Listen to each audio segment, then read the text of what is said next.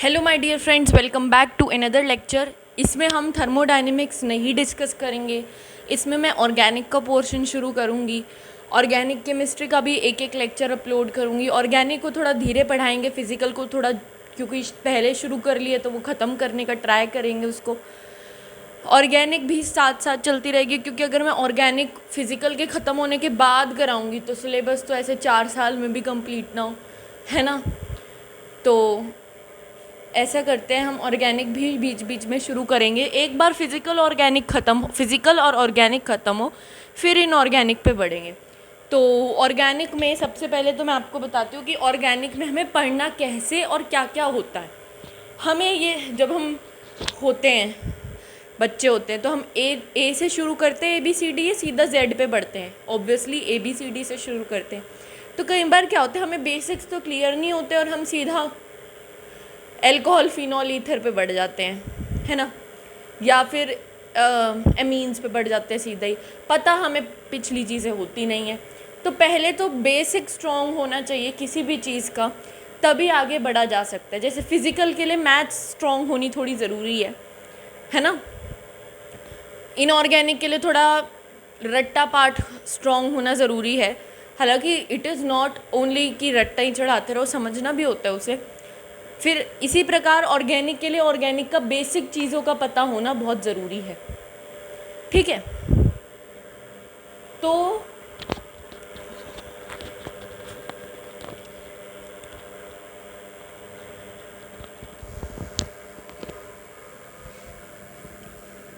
जो organic chemistry होती है ना,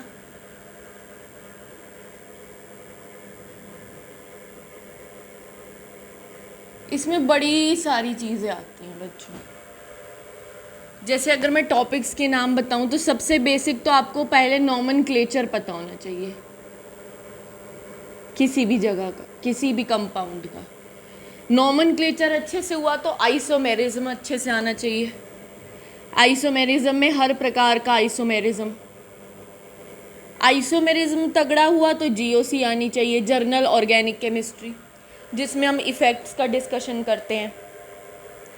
ये थोड़ा तगड़ा हुआ तो हाइड्रोकार्बन्स एक चैप्टर आता है 11th में, वो स्ट्रॉन्ग होना चाहिए अपना।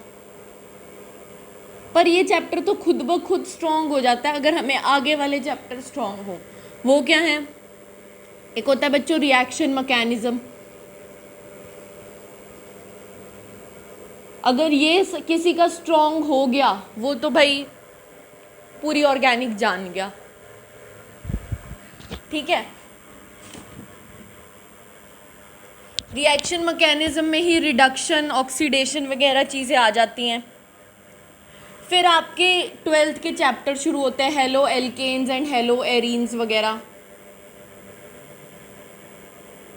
फिर एक आपका अल्कोहल फिनॉल वाला होता है, एक आपका कार्बोक्सिलिक एसिड वाला चैप्टर शुरू होता है, एक आपका एमीन्स चैप्टर होता है। फिर आपके जो 2-3 चैप्टर्स आते हैं, जैसे chemistry in everyday life, environmental chemistry, ये सब तो चलो सेकेंडरी हो गई, ये तो रट्टे वाले पार्ट हो गए। बट मेनली ये सब पढ़ना होता है हमें जब हम ऑर्गेनिक केमिस्ट्री को पढ़ते हैं। ये है हमारा सिलेबस, और ये देखने में जितना छोटा लग रहा है, पढ़ने में उतना ही बड़ा है। तो सबसे पहले ना हमें अपनी नॉमेनक्लेचर को बहुत स्ट्रॉन्ग करना पड़ता है। कभी भी हम ऑर्गेनिक पढ़ रहे हैं, हमें नॉमेनक्लेचर अगर नहीं आती तो ये वाले पार्ट्स तो हम क्या ही करेंगे।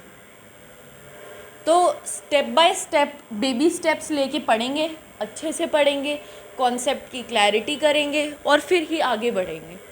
जल्दी जल्दी पढ़ाना, आधा अधूरा पढ़ाना से कोई फ़ायदा नहीं होता है, समझ आती नहीं है। बस वो है कि मार्क्स स्कोर हो जाते हैं, और मार्क्स स्कोर करने के लिए पढ़ाई कभी करनी नहीं चाहिए, ठीक है। तो हम नॉमेनक्लेचर से शुरू करेंगे। पढ़ाई तो मज़े के लिए होती है, मन करे तब पढ़ना चाहिए, अच्छे से पढ़ना चाहिए। जिस चीज़ में इंटरेस्ट हो वही करना चाहिए। तो नॉमनक्लेचर में मैं जैसे हर जगह हम शुरू हो जाते हैं नॉमनक्लेचर के सबसे पहले कि वोहलर का डिस्कवरी बताते हैं, है ना, बर्जीलियस थ्योरी बता देते हैं, सीधा वहीं से शुरू करते हैं। बट मैं थोड़ा अलग ढंग से कर रही हूँ। मैं ना आपको एक टेबल लिखवाऊँगी जिसमें मैं आपको कॉमन नेम्स लिखवाऊँगी। सबसे पहले उसमें मैं 60-70 कंपाउंड्स के नाम हैं वो अभी लिखवा रही हूँ। आप हेडिंग तो देखिए, नॉमनक्लेचर डालिए, नॉमनक्लेचर। बट मैं आपको ना जैसे कॉमन नेम होता है, जैसे ये है, ये टॉल्यूइन है, इसी में OH लगा दूँ तो ये फिनॉल बन जाता है। तो कई बच्चों को क्या होता है, कॉमन नेम नहीं पता होते। और अगर सोचो कि कॉमन नेम्स की एक लिस्ट प्रिपेयर हो हमारे पास और हम डेली उसे, जब हम स्टडी टेबल पे बैठे तो डेली एक बार 70-80 जो भी कंपाउंड्स हमें दिमाग में रखने होते हैं, अच्छा ये इसका कॉमन नेम ये था, तो देखो कितना ईजी होगा ना हमारे लिए। अगर मैं आपको चैप्टर शुरू करा दूं और मैं बीच में बताती रहूं कि जहाँ जो कंपाउंड यूज़ हो रहा है उसका वहाँ साथ में नेम बता दूं, वो भी एक तरीका होता है। बट क्या होता है उससे फिर एक पेज पे एक नेम है, फिर 4 पेजेस पलटे फिर दूसरा कॉमन नेम आया, तो ऐसे ना चीज़ें याद नहीं रहती। यही एक जगह अच्छे से कलेक्शन हो एक पेज पे हर नेम का, तो वो बहुत अच्छा लगता है। तो मैं ना आज आपको आज की क्लास में सिर्फ नॉमनक्लेचर में कोई नॉमनक्लेचर के रूल्स नहीं बताने वाली। मैं पहले 7 जो भी मेरे पास कंपाउंड्स के नेम है जो मुझे मेन लगते हैं उनका आपको नेम बता रही हूँ कॉमन, उसको अपनी दीवार पे चिपकाइए और डेली देखिए, फिर हम नॉमनक्लेचर पढ़ेंगे। तो मैं बीच बीच में हमारा क्या होगा, एक रिवीजन होगा। जैसे मान लो ये वाला कंपाउंड आया, ये मैंने आपको आज टेबल में लिखवा दूंगी, फिर जब आगे इस चैप्टर में या कभी आएगा तो आपको याद करवाऊंगी कि हमने इसका नाम क्या लिखा था। तो ऐसे पढ़ने में मज़ा आएगा। शुरू हो जाइए। A4 शीट लीजिए, अच्छी सी ड्राइंग शीट वगैरह वगैरह, बढ़िया सा पेज लीजिए, मक्खन जैसा पेन लीजिए और लिखना शुरू करिए।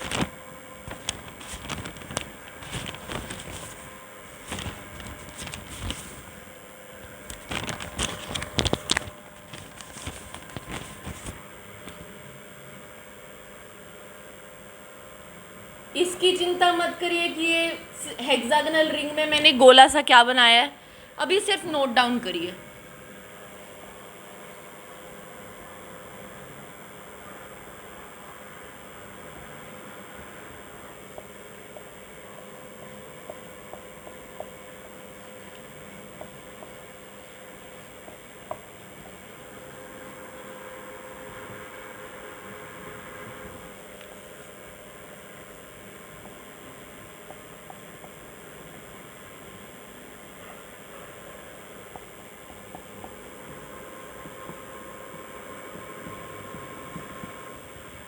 ये 3 कंपाउंड्स के नाम लिख दिए। जल्दी से नोट डाउन कर लीजिए, स्क्रीनशॉट ले लीजिए, जो करना है करिए। इसका लिखना है बट अच्छा। एक बढ़िया सा क्वेश्चन पूछती हूँ आपसे, एक बढ़िया सा सवाल।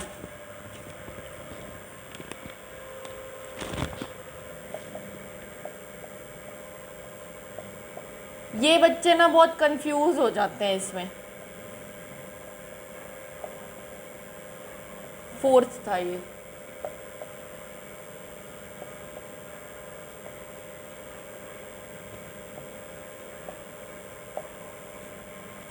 बिल्कुल टेंशन मत लीजिए कि ये हेक्सागन के अंदर क्या है, ये मैंने क्या बनाया, अभी सिर्फ लिख लीजिए।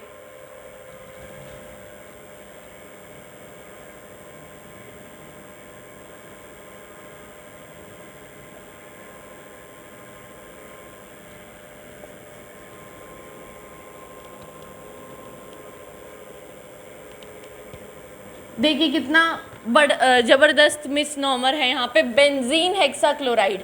देखिए इस वाली चीज़ को ना बेंजीन नाम दिया जाता है, बट क्या यहाँ पे अंदर गोला है?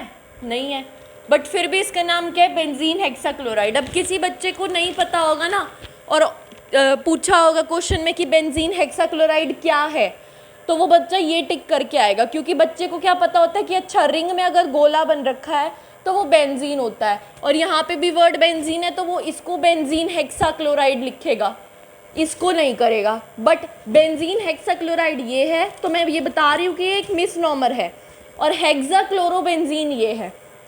बड़ा कन्फ्यूजन होता है इसमें। इसी का शॉर्ट फॉर्म कई बार लिखा आ जाता है BHC, BHC बेंजीन हेक्साक्लोराइड। एक सेकेंड,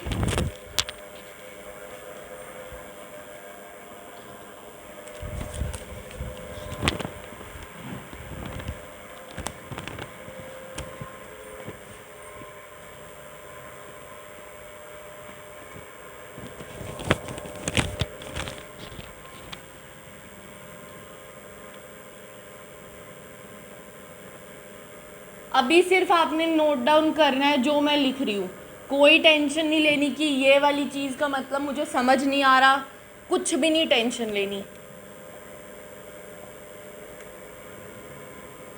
और इसको एक जगह ऐसी चिपका ली जहाँ आप इसे डेली देखें, और अभी सिर्फ याद करने की कोशिश कीजिए, समझिए मत।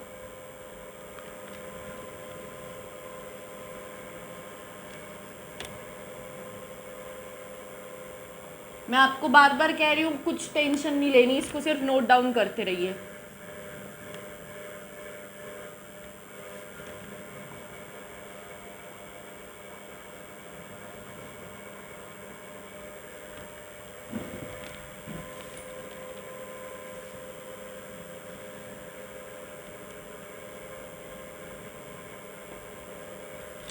जैसे मैं लिख रही हूँ वैसे लिखते रहिए बस। जैसे ही ये चैप्टर ख़त्म होगा आपको लगेगा कि ये कितनी यूज़फुल चीज़ थी जो मैंने स्टार्टिंग में ही लिखवा दी। लिख लीजिए इसे।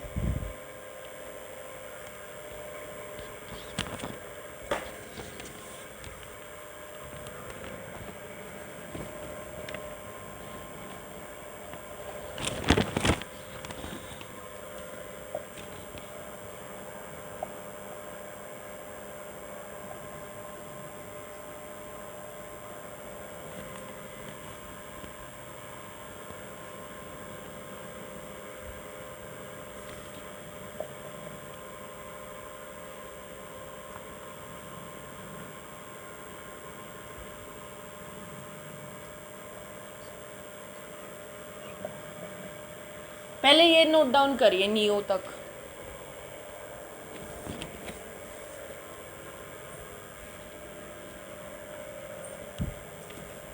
अब आपको एक चीज़ याद रखनी है,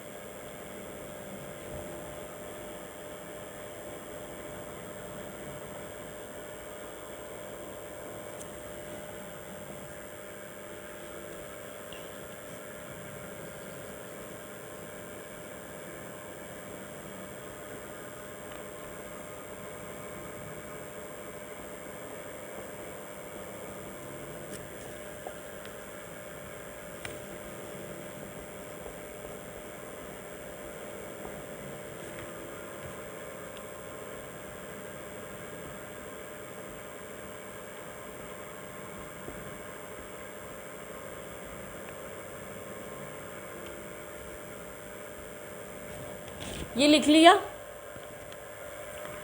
साइड पे लिख रही हूँ मैं।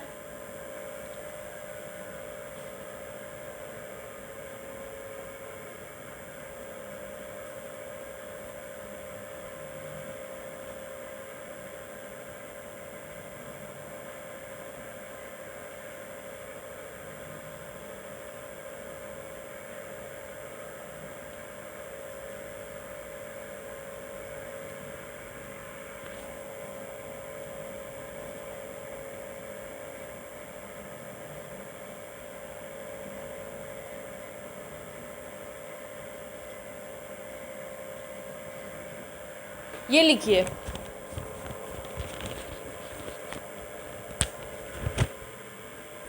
या स्क्रीनशॉट ले लीजिए। टेंशन ना लीजिए कि क्या क्या लिख के जा रही हूँ मैं, आ जाएगा धीरे धीरे समझ, बट इस पेज को अपने पास हमेशा रखिएगा जिस पे भी आप ये लिख रहे हैं। अब इसको कैसे याद रखा जाता है ये देख लीजिए, इस वाली सीरीज़ को, इसको याद रखा जाता है OMS गैप्स।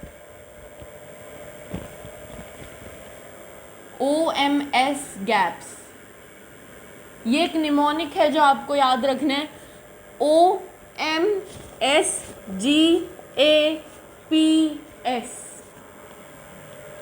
आप देख रहे होंगे इन सभी कंपाउंड में एक चीज़ कॉमन है, COOH 2 बार लिखा है।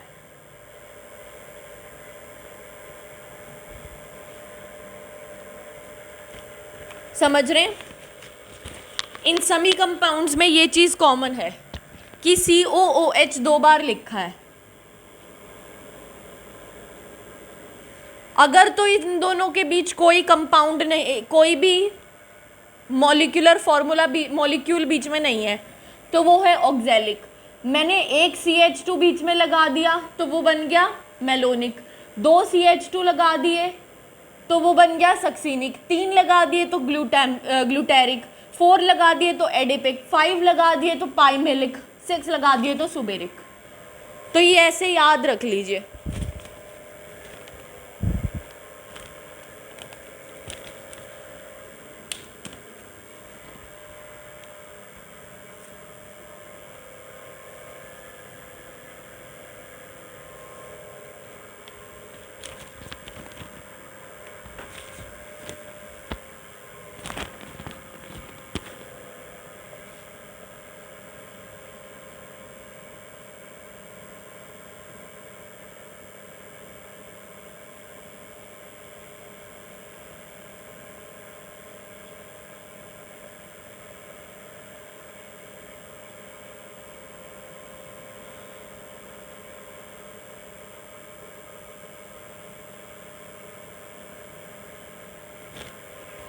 देखिए ये जो चीज़ है ना, ये डबल बॉन्ड को रिप्रेजेंट करती है, आगे हम पढ़ लेंगे। ये फॉर्मूला है मैलीक का, EIC लिखा है यहाँ पे, स्पेलिंग ध्यान से लिखिए। उसके अगला है फ्यूमेरिक का।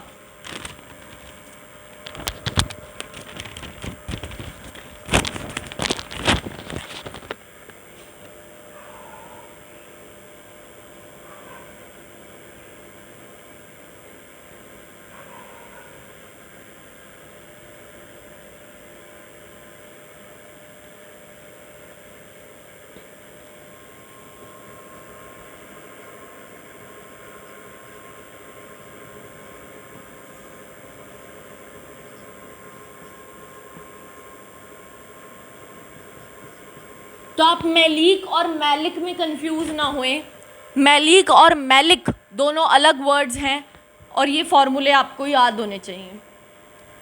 अभी नोट डाउन कर लीजिए, अभी थोड़ा देखते ही घबराहट होगी कि ये क्या इतना सारा, बट जैसे जैसे हम आगे बढ़ेंगे ऑर्गेनिक में ये हलवा लगेगा, कुछ भी नहीं है ये।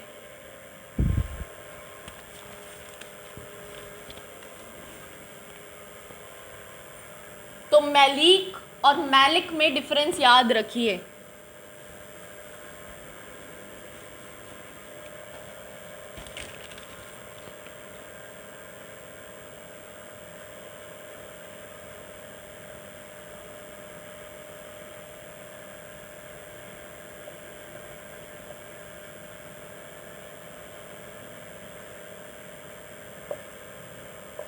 लैक्टिक एसिड बायो वाले स्टूडेंट्स को तो पता होगा, फॉर्मूला मसल्स में पढ़ते होंगे वो।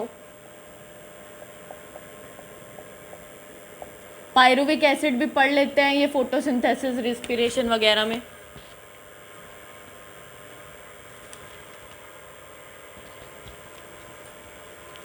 ये दोनों फॉर्मूलाज लिखिए।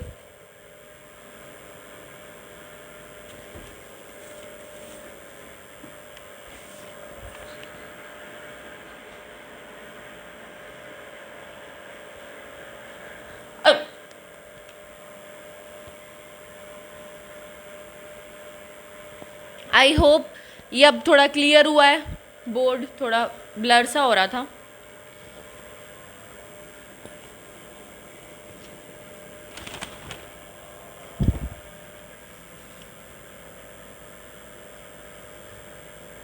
एस्प्रिन डिस्प्रिन सुना होगा, है ना, मेडिसन है एक।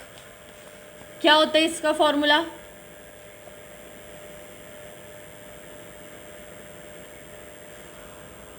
ये एक चीज़ याद रखिए, यहाँ पे ये वाली जो चीज़ है, ये जो हेक्सागन के बीच में गोला है, अभी मैं इसको बेंजीन नहीं बोल रही हूँ क्योंकि कई बच्चे हो सकते हैं जिनको ना पता हो। उसके साथ मैंने किसको कनेक्ट किया है? ओ को। मैंने इस फॉर्मूले को ऐसे नहीं लिखा,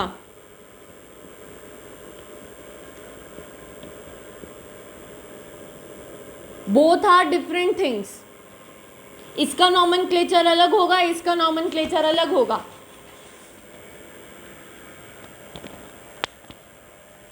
तो ये वाला ओ से कनेक्ट करना है यहाँ एस्प्रिन के लिए।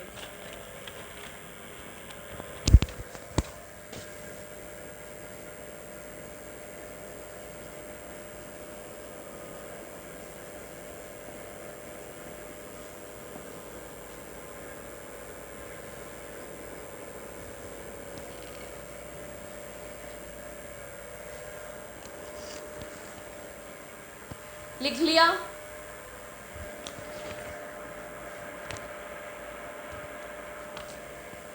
अभी आप घबराइए बिल्कुल भी मत, नहीं भी याद होता है ना तो एक बार को छोड़ दो। जब नॉमेनक्लेचर कंप्लीट होगा ना तब आपको याद इजीली हो जाएगा। अभी तो मैं इसलिए लिखवा रही हूँ कि एक पेज पे सारे फॉर्मूलाज हो जाएं ताकि हमें पन्ने पलट के ना देखने पड़े।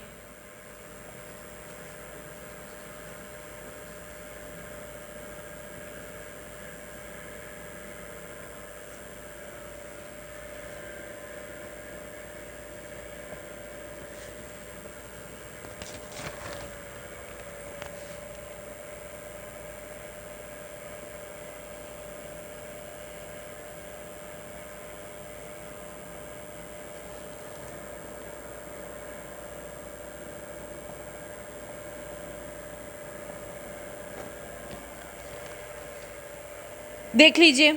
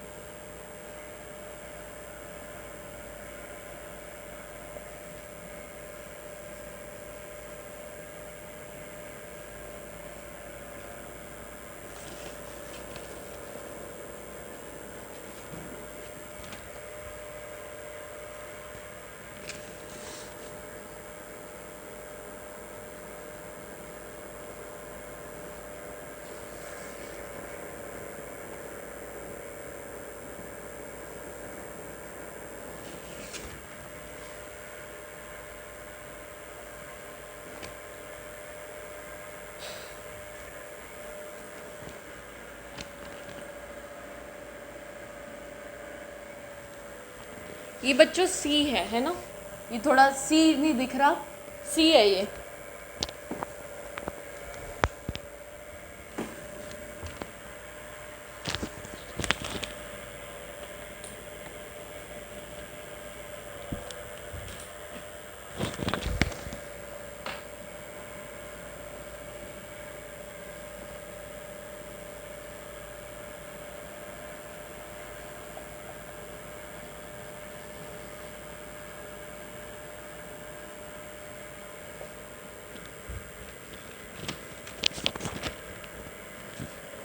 एक है THF, टेट्रा हाइड्रो फ्यूरान।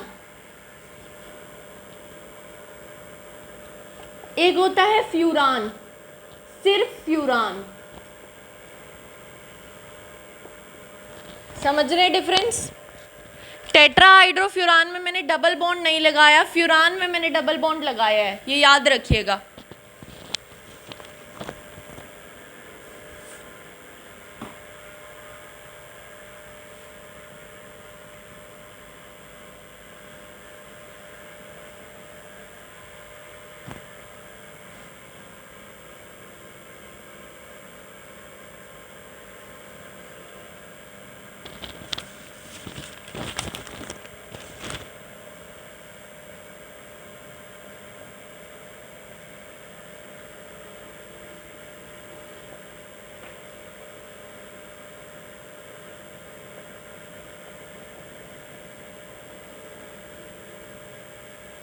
ये तीनों लिखिए।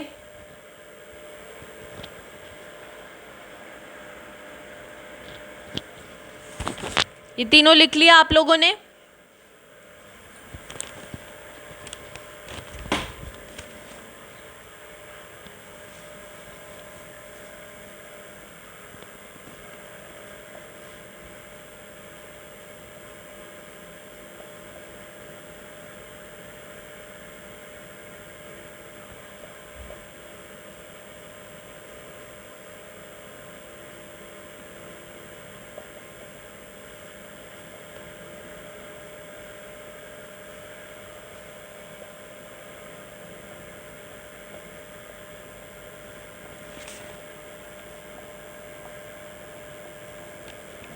Phenol aniline anisole.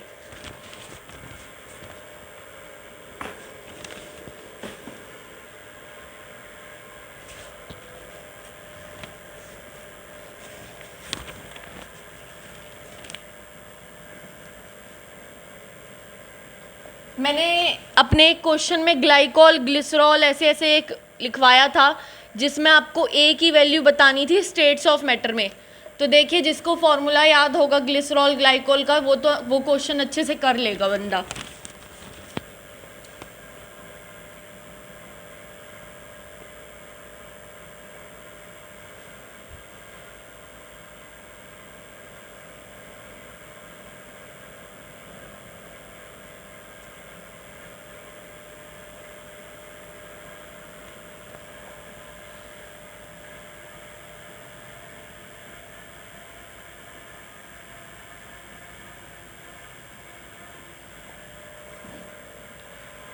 अभी सिर्फ नोट डाउन करिए, मतलब बाद में देखेंगे इनका। ये 7 मेंबर्ड रिंग है ना, 1 2 3 4 5 6 7।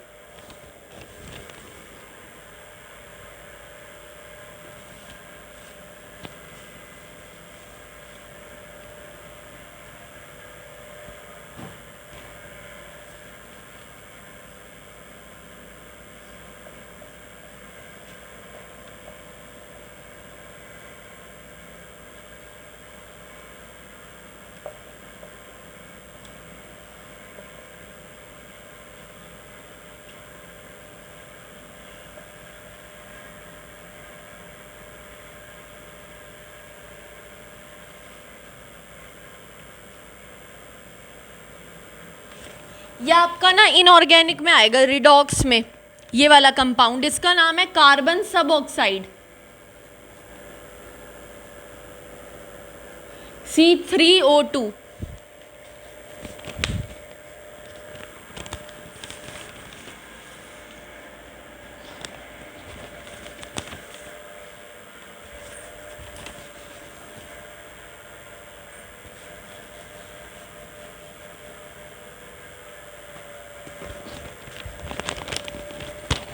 एक आता है S2O3 नेगेटिव, ये होता है थायोसल्फेट आयन, ये थोड़ा ऑर्गेनिक में आएगा।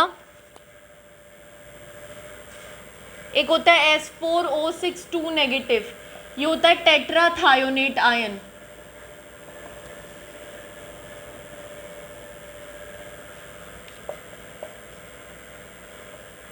ये होता है आपका ऑक्जेलेट आयन।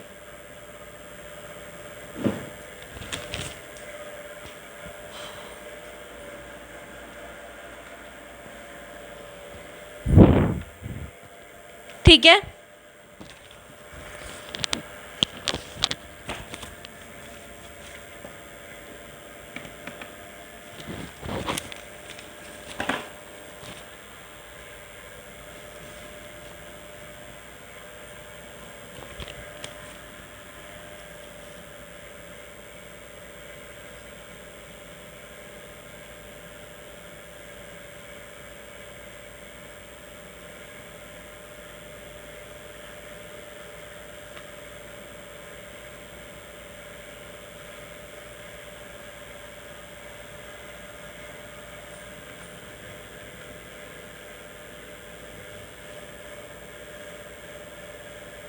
ये OMP इनका मतलब हम बाद में समझेंगे, अभी नोट डाउन करिए।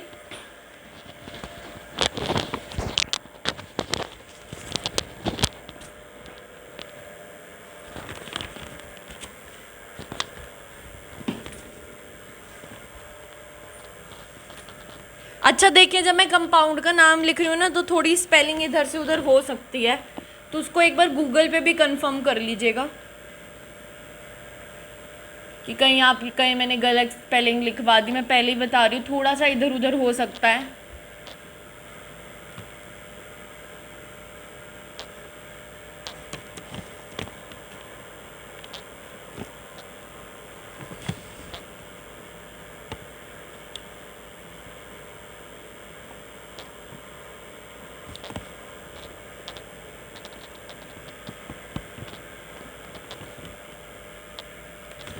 ये तीनों लिख लीजिए।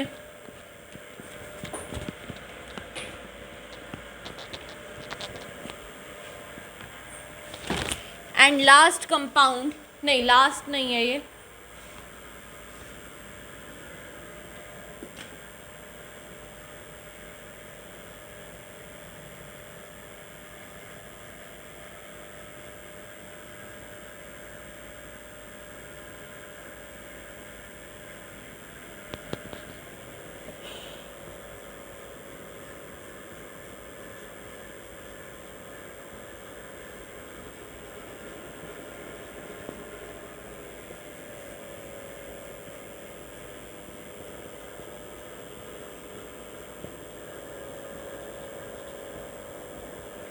ये हैं कंपाउंड्स। अब बीच बीच में हम और कंपाउंड्स भी लिखते रहेंगे, जैसे हम GOC पढ़ेंगे और चीज़ें पढ़ेंगे। तो ये लिस्ट अभी ख़त्म नहीं हुई है, ये मैंने अभी मेन लिस्ट बताई है जस्ट, कि इतना याद करिए, फिर आगे बढ़ेंगे तो आगे इस लिस्ट में ऐड ऑन करते रहिएगा। मतलब आप लगभग इसके लिए 5 से 6 पिन पेजेस निकाल के रखिए, 4 तो निकाल लीजिए, 4 5 जो भी आपकी हैंड राइटिंग बड़ी है तो ज़्यादा निकालिए, छोटी छोटी है तो कम निकालिए। तो ये तो अभी लिस्ट शुरू हुई है, ये एंडलेस है। हम जैसे जैसे कंपाउंड्स पढ़ेंगे, मैंने मेजरली तो यही आएंगे, बट और भी आएंगे तो वो हम आगे पढ़ते रहेंगे। अभी आज हमने नॉमेनक्लेचर में कॉमन नेम्स को कवर किया है, जो हम नॉमेनक्लेचर वाले चैप्टर में पढ़ते हैं, ठीक है। अभी बहुत नेम है, जैसे पिक्रिक एसिड नहीं लिखवाया मैंने अभी, है ना, काफ़ी एसिड्स नहीं हुए अभी भी, काफ़ी चीज़ें अभी रह गई करनी भी, काफ़ी कॉमन नेम्स अभी भी नहीं हुए। बट हम अभी के लिए इतना लिखेंगे, बाकी जो बच गए हैं वो हम चैप्टर जब पढ़ेंगे, जब वो आएंगे चैप्टर में तब हम पढ़ लेंगे। इतना तो आप याद करिए आज के लिए, इसको अच्छे से लिखिए पेन, कलरफुल पेन से, और अच्छे से बनाइए नोटबुक। तो आज का ऑर्गेनिक का क्लास हम इतनी रखेंगे। नेक्स्ट क्लास से हम नॉमेनक्लेचर अच्छे से डिटेल में शुरू करेंगे। तब तक के लिए गुड बाय, पढ़ते रहिए, अच्छे से करिए सब, बाय बाय।